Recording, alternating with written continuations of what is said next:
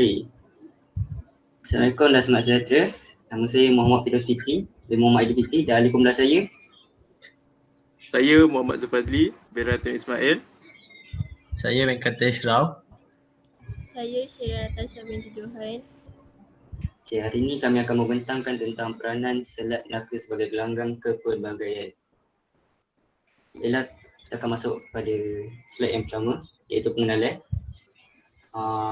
Poin yang pertama ialah hubungan antara masyarakat Melayu dengan masyarakat Cina, India serta etnik-etnik lain telah wujud sebelum kedatangan penjajah Barat. Maksud kat sini, masyarakat Melayu dan masyarakat Cina dan India serta etnik-etnik lain telah wujud sebelum kedatangannya penjajah. Poin yang kedua ialah zaman Kesultanan Melayu Melaka, pedagang-pedagang Cina dan India telah datang ke negara ini untuk berniaga.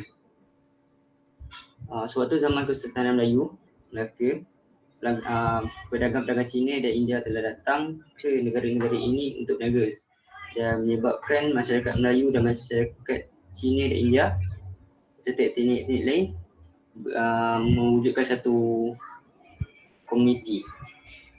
Poin yang ketiga, sebahagian dari pedagang-pedagang ini telah berkahwin dengan masyarakat setempat dan terus menetap di negara ini. Pedagang-pedagang ini telah mengambil kesempatan untuk berkahwin dengan masyarakat setempat dan juga dia boleh menetap di negara ini. Poin yang keempat adalah ikatan perkahwinan dan jaringan asimilasi telah terbentuk komuniti baharu bagi masyarakat Cina dan India. Contohnya, Cina boleh dikenali sebagai Baba dan Nyonya, India adalah Citi. Baiklah, interaksi dalam budaya yang sama merujuk kepada hubungan satu budaya dalam sesuatu kaum. Bermaksud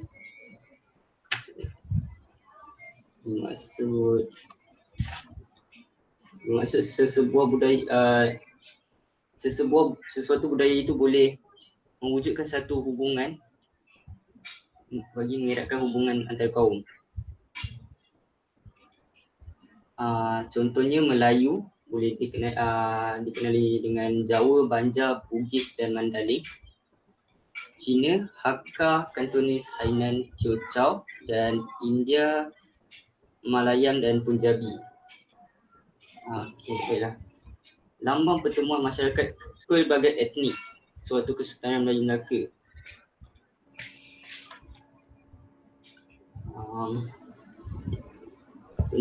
Melaka pernah dikenali sebagai the Venice of East kerana pada ketika itu para sultan dan pembesar berpandang jauh, jadi pedagang-pedagang daripada luar amat kagum dan melihat sistem Kesultanan Melayu Melaka. Suatu zaman keagungan Melaka boleh dilihat daripada aspek pemerintahan, perdagangan, kebudayaan dan kependudukan.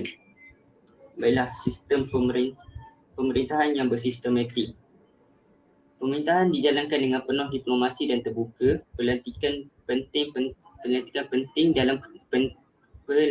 jawatan penting dalam kerajaan adalah terbuka kepada semua etnik. Pemerintahan sewaktu itu dijalankan dengan diplomasi yang baik dan mereka amat terbuka untuk menjalankan hubungan diplomasi, serta jawatan-jawatan yang penting terbuka kepada semua etnik. Poin yang kedua adalah kerajaan Melaka tidak ketinggalan mewujudkan hubungan dengan kuasa besar. Contohnya, hubungan Melaka dengan negara China telah memberi impak positif. Terdapat dua segi yang baik, iaitu segi politik dan segi jaminan. Melaka memperoleh jaminan perlindungan dari China, manakala daripada segi ekonomi, pelebuhan Melaka dapat berkembang dengan pesat tanpa gangguan anasir-anasir luar. Poin yang ketiga pula, kerajaan Melaka memberi peluang kepada etnik imigran untuk tinggal di Melaka dan juga berkahwin dengan wanita tempatan. Contohnya perkahwinan campur antara pemerintah Melaka dengan anak perempuan pemerintah negara China seperti perkahwinan Puteri Hang Li Po dan Sultan Mansur Shah. pemerintah telah mewujudkan pelbagai jawatan penting bagi melancarkan selagi sistem pemerintahan. Contohnya adalah Bendahara, Laksamana dan Shahbandar. Poin yang terakhir iaitu Perlembagaan Melaka yang berasaskan ajaran Islam, iaitu Hukum Kanun Melaka dan Undang-Undang Laut Melaka. Ia telah menyumbang untuk menggalakkan kepada kemakmuran dan kemajuan sistem pemerintahan Melaka. Ia telah menjamin tahap keselamatan yang tinggi pada ribuan kapal pedagang. Baiklah, saya akan bagi kepada Zul untuk membentangkan slide ini. Okey, perdagangan. Pengenalan. Nama Kesultanan Melayu Melaka cukup terkenal pada suatu ketika dahulu dan muncul sebagai pusat perdagangan antarabangsa pada 14. Hal ini dapat dibuktikan dalam teks Silatus Salatin dalam pernyataan, maka segala dagang atas angin dan bawah angin sekaliannya datang ke Melaka. Lalu ramai bandar Melaka pada zaman itu. Kat sini kita pun memang dah tahu yang Melaka ni dulu pernah terkenal dengan perdagangan dengan pelabuhan yang sangat hebat lah, sangat masyhur pada suatu ketika dahulu.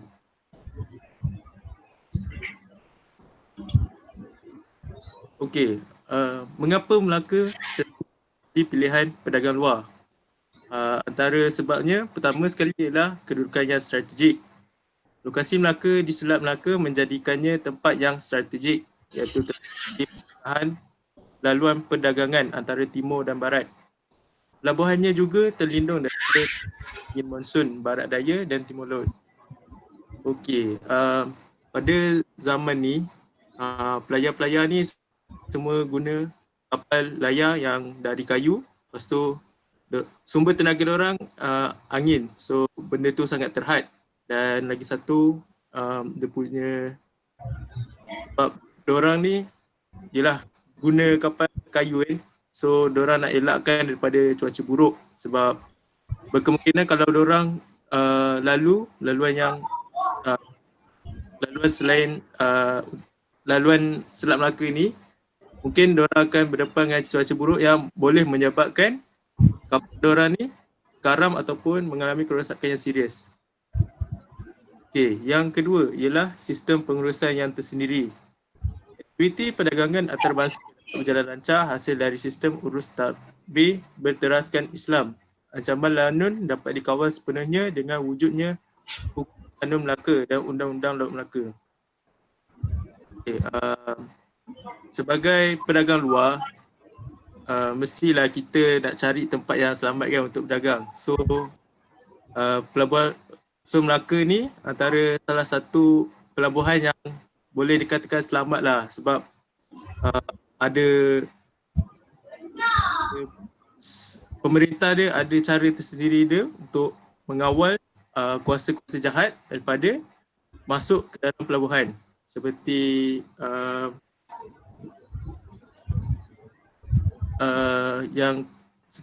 yang terdapat dalam Hukum Kanun Melaka dan Undang-Undang Laut Melaka.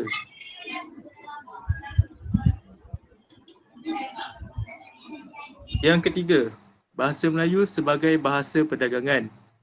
Lingua franca atau bahasa perantaraan dalam urusan perdagangan di Melaka adalah bahasa Melayu.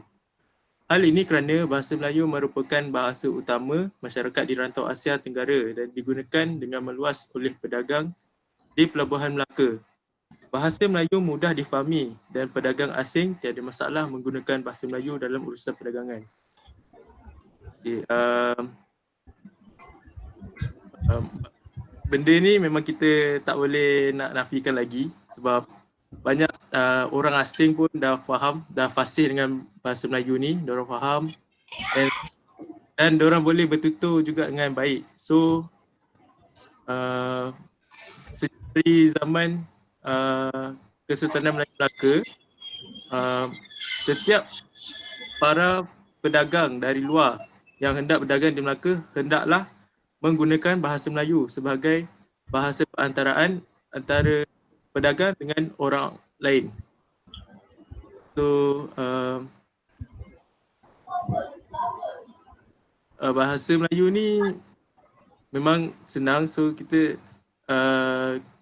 pun yelah malu kan kalau siapa yang duduk Malaysia tak erti bahasa Melayu. Orang luar pun boleh fasih sejak dari zaman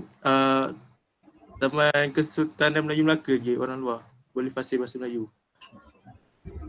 Okey, yang terakhir, hubungan ekonomi antarabangsa terjalin.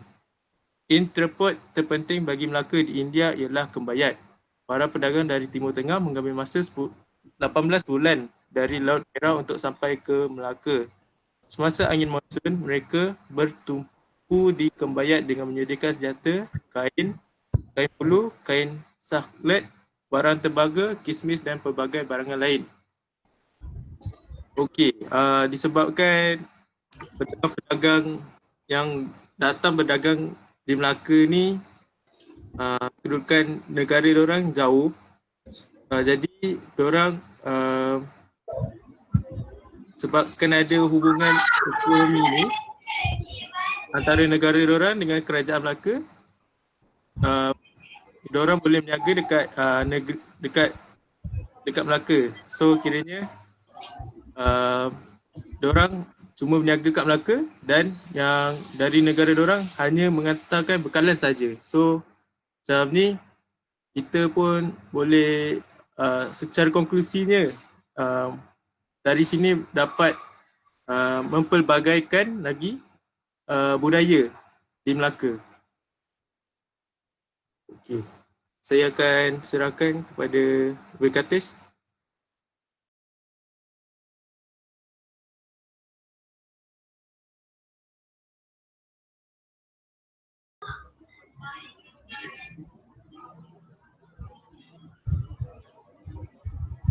Okey, kebudayaan. Keterbukaan pemerintah, Empayar Melaka menerima kehadiran para pedagang daripada seluruh dunia.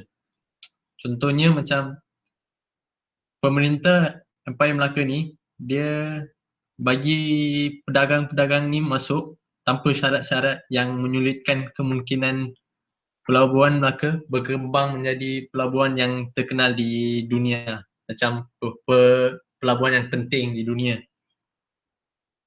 Okay, seterusnya, kemajuan perdagangan dan Empayar Melaka sebagai kota metropolitan menjadi Melaka sebagai kota multibudaya. Dia macam setiap budaya mempunyai tempat masing-masing untuk macam berdagang lah. Dari macam orang dari China dia datang Malaysia untuk berdagang di Melaka. Macam orang selain tu orang India daripada India, Arab, macam tu lah. Seterusnya, interaksi antara pelbagai budaya seperti Arab, Pra-Islam, Hinduism, Buddhism, Arab Islam dan Eropah. Eropah termasuklah Portugis, Belanda dan British. Dengan alam Melayu sejak abad ke-5 masih lagi. Hal ni bukan suatu fenomena yang baru kepada alam Melaka. Fenomena ini dikatakan sebagai pluralism budaya. Pluralism budaya ialah suatu konsep yang luas tentang penerimaan agama-agama yang pelbagai seperti di India, China. Selain itu, pertembungan dan pertemuan dua budaya besar dunia tersebut telah melahirkan satu ciri fenomena kepluralitian budaya. Kepluralitian budaya tu macam tadi yang macam saya cakap tadi, ialah dia bukanlah satu fenomena yang baru kepada Melaka satu. So itu daripada saja. Seterusnya saya serahkan kepada Syahira.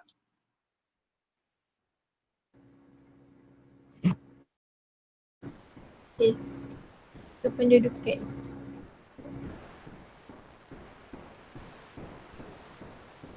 kependudukan. Pada zaman Empayar Kesultanan Melayu Melaka merupakan zaman pluraliti. Zaman pluraliti ialah penghijrahan berlaku secara semula jadi tanpa ada paksaan dari mana-mana pihak. Pada zaman ini juga, mereka juga tidak memerlukan pasport dan visa untuk masuk ke mana-mana kawasan. Pedagang Arab, Cina, India dan negara-negara lain datang berdagang secara sukarela.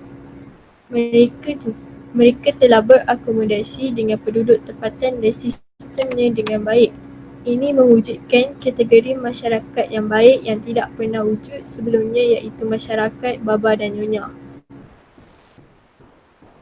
Pada zaman Kesultanan Melayu Melaka telah memperlihatkan telah wujudnya interaksi aktif di kalangan pelbagai kaum dan bangsa di Melaka. Sekian, terima kasih.